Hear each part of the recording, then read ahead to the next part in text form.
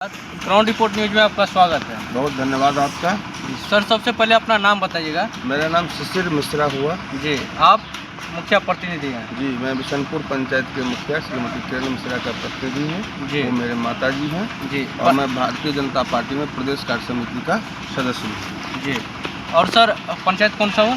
बिशनपुर कौन पंचायत, सा? घोगडिया प्रखंड के बिशनपुर पंचायत के गाराटोल गांव में आप जी, ग्राउंड पे काम चल रहा है, वहीं पे आप बैठे हुए हैं। जी, ये बरसों से जी, ये सड़क जो है आज से 20 साल पहले, जी, मतलब पाँच टर्म में जो मुखिया यहाँ पे हुए, ये महादलित बस्ती होते हुए गाराटोल गांव ये सड़क जाती है। जी, और ये काम कोई नहीं कर पाए। ये लंबा सड़क था। जी, तो इसको मैं 4 फेज में बारी बारी से इसको NH से लेके वहाँ तक पूरा अब कंप्लीट होने की कगार पर। लगभग कितना फीट होगा सर? तो ये लगभग 1000 फीट के आसपास। 1000 फीट के आसपास। जी, आपकी पंचायत में सर टोटल कितना वार्ड है? 13 वार्ड है मेरे पंचायत में। और आप कितने टर्म से इलेक्शन लड़ रहे हैं? मैं पहले लड़ रहा हूँ। मैं मुखिया का चुनाव मैं 3 बार लड़ा। जब यहाँ सामान्य सीट था तो मैं खुद उम्मीदवार हुआ था। उस टाइम मेरी उम्र 21-22 वर्ष थी। जी, तो उस समय में मैं चुनाव लड़ा। दुर्भाग्यवश मैं थोड़ा वोट से पीछे रह गया। जी, इस टर्म से पिछली बार मेरी माताजी मुखिया लड़ी, 15 से 21। हाँ, वो भी 23 वोट से। पिछले चुनाव में हम लोग 23 वोट से हार गए थे। इस बार जनता का आशीर्वाद मुझे मिला और मुखिया पद के पर मेरी माताजी का जी 21 हुआ। 21 से 26 में। 21 से 26 में। और एक और बात मैं आपको बता दूं कि मैं जितनी बार लड़ा हूँ, हर बार मेरे वोट में बहुत ज़्यादा इजाफा हुआ है। और दूसरा चीज़ ये है कि मेरे पंचायत में 600-700 में मुखिया हर बार बन जाते थे, लेकिन मैं 1200 लगभग वोट ला के मुखिया बना हूँ। और पहली बार जो लड़ा था और अब जो इस बार लड़ा, उसमें 2 गुना का अंतर हुआ। जी, सर 21 से 26 का जो सेशन है, लगभग 5 साल, मान लीजिए कि 5वां साल चल रहा है। इस टाइम पीरियड में आपके द्वारा कौन कौन सा ऐसा कार्य है, हाईलाइटेड कार्य तो बहुत हुआ है मैंने, तो वो कार्य थोड़ा सा गिना दीजिए। अपने काम के बारे में खुद वर्णन करना अच्छा नहीं होता है या मुझे पसंद नहीं है। लेकिन फिर भी पूछा तो मैं आपको बता रहा हूँ कि बिशनपुर पंचायत में 13 वार्ड है। और विडम्बना ये है सरकार का कि ग्राम पंचायत में सरकार के द्वारा इस 5 साल में सबसे कम राशि मुहैया कराया गया। जी, पिछला टर्म, उससे पिछला टर्म में जितनी राशि ग्राम पंचायत को दिया जाता था, जो रहता था, वो अगर होता, 7 निश्चय इस साल 5 साल पूरा बंद रहा, अगर वो सब राशि होती तो बहुत सारा काम होता। लेकिन जितनी कम संसाधन में मेरे द्वारा कोई ऐसा वार्ड नहीं है जिसमें मैंने काम नहीं किया है। उदाहरण के तौर पर जहाँ आप बैठे हैं, ये सड़क जो है NH 57 वर्तमान में NH 27 से कनेक्ट होकर सीधे गाराटोल के अंतिम सीमा तक, गाराटोल रामटोल होते हुए ब्राह्मण टोल के बीच से ये सीधे अति पिछड़ा टोल को ये सड़क जोड़ती है। और ये 20 साल से ये सड़क नर्कमय स्थिति में यहाँ था। अब मैं अपने 5 साल के पीरियड में इसको फेज वाइज बारी बारी से 4 बार में इसको आज संपूर्ण करने की जगह पे आ गया हूँ कि ये कल तक पूरा लगभग फाइनल हो जाएगा। इसी गांव में दुर्गा मंदिर में मेरे द्वारा एक कला मंच की बहुत आवश्यकता थी, वो निर्माण कराया गया। इसी गांव में अभी मेरे द्वारा खरंजा हो गया है। यहाँ के बाद वहीं हम लोग काम करने जाएंगे। 270 फीट का एक भलवाहा टोल है, वहाँ पे सड़क निर्माण प्रारंभ हो चुका है, खरंजा का काम हो चुका है। वहाँ कल के बाद PCC घर वहाँ से शुरू हो जाएगा।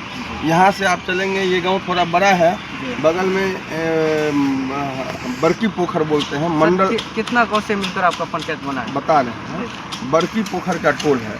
वहाँ पे हम जितना भी नली गली का काम था, 5 नली गली का काम मैंने पूर्ण कर दिया है। यहाँ से आप थोड़ा और आगे जाएंगे तो महादलित टोल है, वहाँ पे मैं 300 फीट नाला निर्माण करवा रहा हूँ, जिसमें 150 फीट का काम पूर्ण हो गया है, 150 में काम चालू है।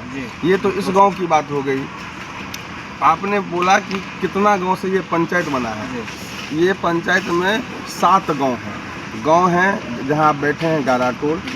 मूल गांव इसका बिशनपुर है, तो 2 बिशनपुर नाम से ही पंचायत का नाम है। जी, पंचायत के नाम से उसके अंदर में हाँ 2 कोनार गांव है जी 3, खोपा है 4, रतौली और नाथोपुर का कुछ अंश जी इस पंचायत में आता है। जी। तो कुल मिला के 6 गाँव मिला के ये पंचायत है और एक अखाड़ा 7। मतलब बहुत लंबा फैला है। हाँ, ये 15 किलोमीटर में ये फैला हुआ पंचायत है। और इस गांव के अलावे मैंने खोपा गांव में ब्रह्म स्थान का पूरा सौंदर्यीकरण और बाउंड्री वाल का काम करवाया। 2 खेल मैदान का निर्माण, एक खोपा कॉलेज ग्राउंड में, एक खोपा स्कूल ग्राउंड में मनरेगा के तहत मैंने खेल मैदान का निर्माण करवाया। उसके बाद अखाड़ा में आप चलेंगे तो मैंने अखाड़ा में एक 100 फीट का घाट बनवाया, छठ घाट का निर्माण कराया। इसके बगल में एक तालाब है, वहाँ पे दुर्गा मंदिर तालाब, वहाँ पे भी मैंने 100 फीट के घाट का निर्माण करवाया। कुछ योजना पाइपलाइन में है, वो भी 2-3 महीने में कंप्लीट हो जाएगा। उसके बाद पंचायत सरकार भवन, जहाँ पूर्व से पंचायत सरकार भवन था, वहाँ पंचायत सरकार भवन निर्माण होना कठिन था, ज़मीन की समस्याएं थी, बहुत तरह का मामला था।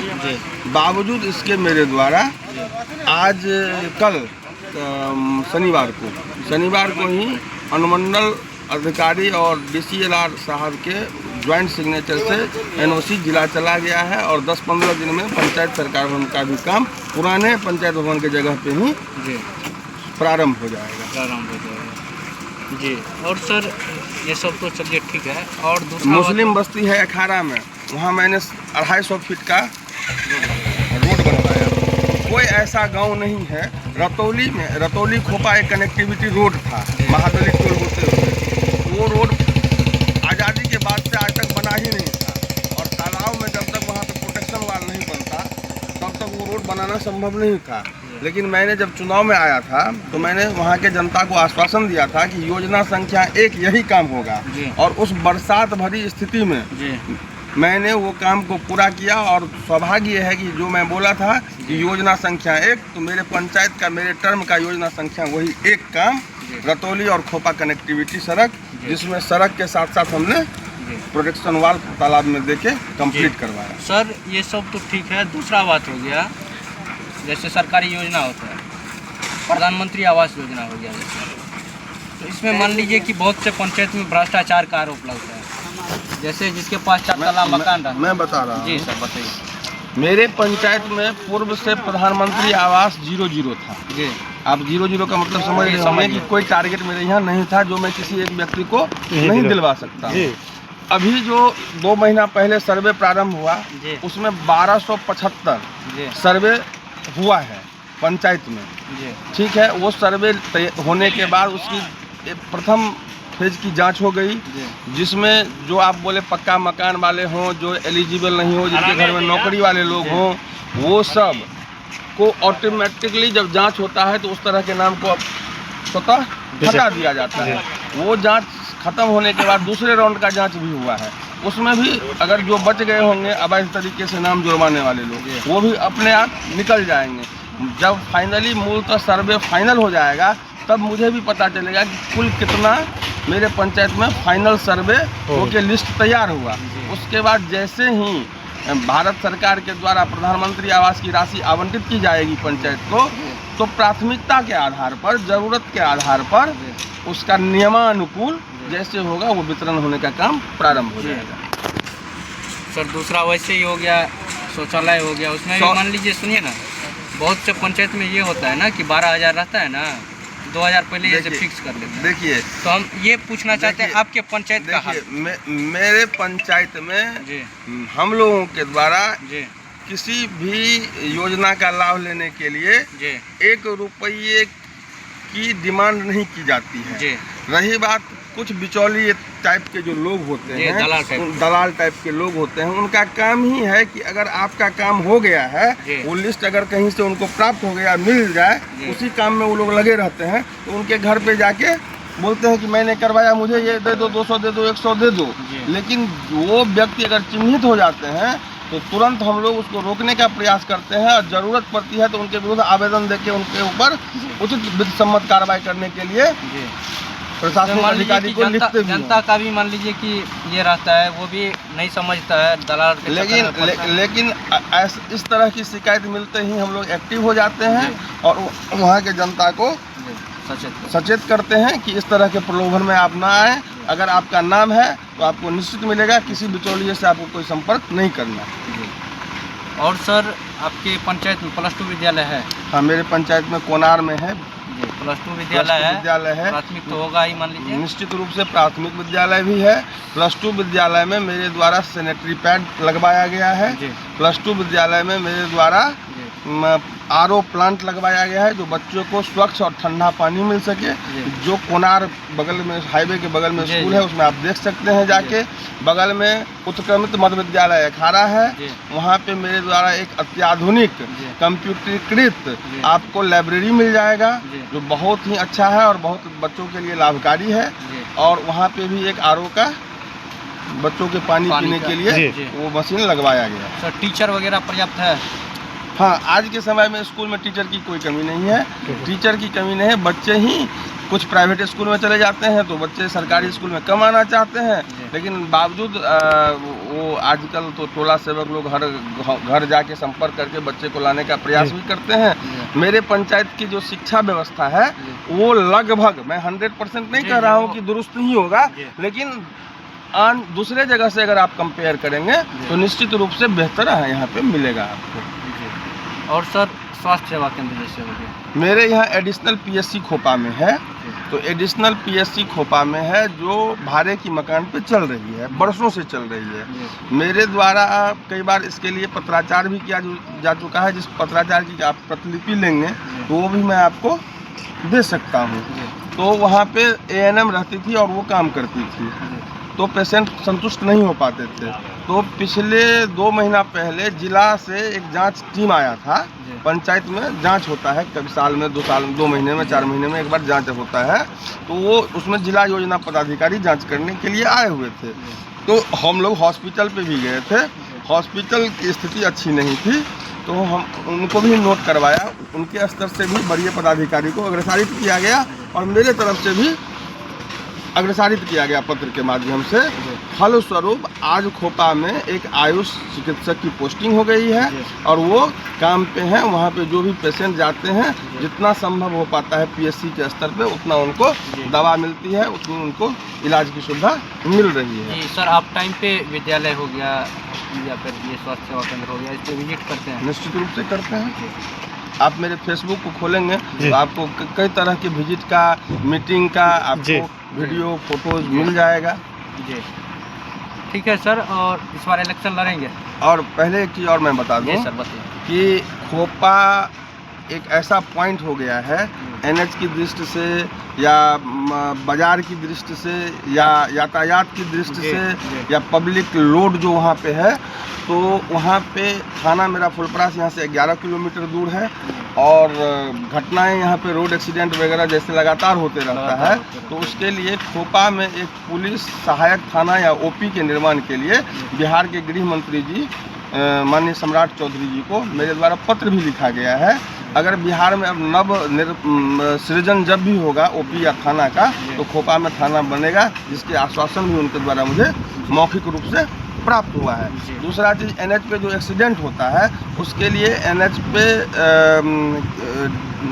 ये जो होता है डिवाइडर नहीं, NH पे स्पीड ब्रेकर और गति सीमा को निर्धारित रूप से चलाने का साइन बोर्ड, इस सब के लिए NHI के PD मुजफ्फरपुर को मेरे द्वारा पत्र लिखा गया है। उनके द्वारा बोला गया है इस महीने के बाद वो भी काम संभवतः पूर्ण हो जाएगा। तो सामाजिक कार्य में एकदम ईमानदारी से जुड़े हैं। अपने स्तर से, अपने ज्ञान बुद्धि विवेक से जितना संभव हो पाता है जनता की सेवा में लगे रहते हैं। और जब यही क्षेत्र चुना है, यही निर्णय लिया है कि जनसेवा ही करना है, तो जो करते हैं उसमें 100% देने का प्रयास जरूर हर इंसान को करना चाहिए। चुनाव लड़ने की बात आपने पूछा, तो सबसे पहले पंचायत चुनाव लड़ेंगे या नहीं लड़ेंगे ये तो समय पे तय होगा, क्योंकि परिसीमन होना है। शायद परिसीमन अगर नहीं होगा तो संभवतः आरक्षण रोस्टर जो है निश्चित रूप से वो परिवर्तित होगा। तो क्या मेरे पंचायत में मेरा सीट जो अगर मैं मुखिया लड़ना चाहता हूँ वो अनारक्षित रहेगा, तभी तो मैं लड़ पाऊँगा। तो वो समय आने पे पता होगा कि मैं लड़ूंगा या नहीं लड़ूंगा।